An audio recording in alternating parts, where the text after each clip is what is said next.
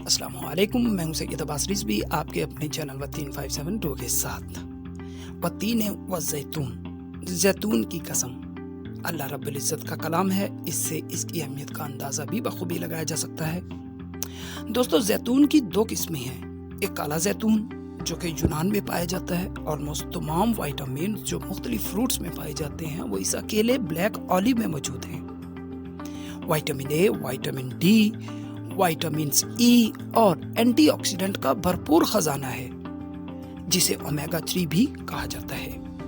किसी भी फ्रूट में एंटीऑक्सीडेंट का होने का मतलब है जिस्म से जहरीले मादों का इखराज।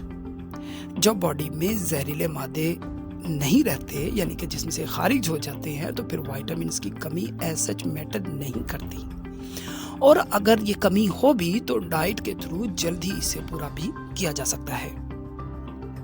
इसी तरह ग्रीन जैतून है, सेम प्रॉपर्टीज रखता है, लेकिन ब्लैक ऑलिव की निस्बत ये प्रॉपर्टीज ज़रा लाइट होती हैं। फॉर इंस्टेंस, अगर ब्लैक ऑलिव विटामिन्स 100% होते हैं ब्लैक ऑलिव में, तो ग्रीन ऑलिव में 95% होंगे। इसके अलावा इसका और कोई भी डिफरेंस नहीं। ये दोनों ही हाईली बेनिफिशियल हैं। जो भी आपको अवेलेबल हो आप उसे खाइए, इंशाल्लाह शिफा पाएंगे। तो अब बात कर लेते हैं इसके इस्तेमाल की। दोस्तों, ये हमारे मुल्क में अक्सर सॉल्ट और विनेगर में डिप्ट मिलता है, यानी कि सिरके और नमक के पानी में ये डिप हुआ होता है। जब आप इसे मार्केट से परचेज़ करते हैं तो आपने इसे कैसे खाना है, यानी कि 3 से 5 पीस आप इसे फ्रेश वाटर में वॉश करने के बाद खाएं, या फिर सैलेड में डाल लें, राइस में डाल लें, पिज़्ज़ा में, बर्गर में, नूडल्स में, किसी भी तरीके से आप इसे खा सकते हैं। इसकी अफादियत हर तरीके से बेहतरीन रहेगी, लेकिन इसे आपने पकाना कभी भी नहीं है।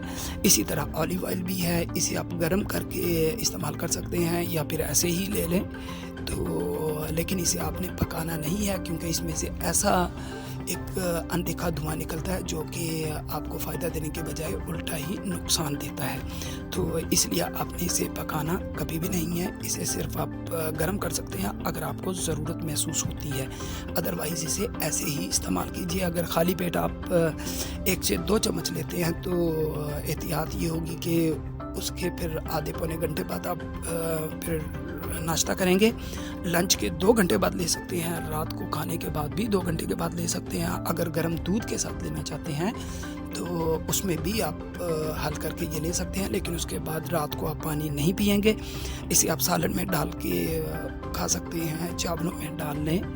तो मेरा मशवरा यहाँ पे यही है कि अगर आप सुबह को नाश्ता करते हैं तो गर्म रोटी पे इसे आप लगा के खा लें, वो सबसे बेहतर रहेगा।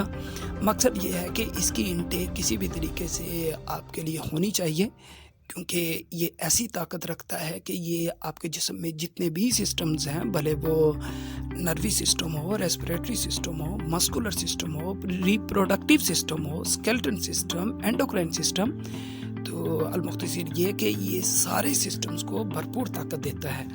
तो ख़ासकर मैदे के मसाइल, जिनके मैदों में ज़ख्म होता है, कॉन्स्टिपेशन के पेशेंट्स इसे ज़रूर इस्तेमाल करें। कोलेस्ट्रॉल को बैलेंस रखता है। तो इसके साथ ही जो हार्ट प्रॉब्लम लोगों को होती है, ख़ासकर जिनके वॉल्व्स ब्लॉक हो जाते हैं, उनके लिए भी एक ब्लेसिंग ही है। तो एट द एंड पे आपको फिर यही एडवाइस करूँगा कि आपने इसे कभी भी पका के नहीं खाना, इससे आपने ऐसे ही लेना है। अगर आपको ये ज़रूरत महसूस होती भी है तो इसे आप नीम गर्म करके इस्तेमाल कर सकते हैं। तो इंशाल्लाह फिर आप इस नायाब नेमत से भरपूर फ़ायदा उठाते रहेंगे।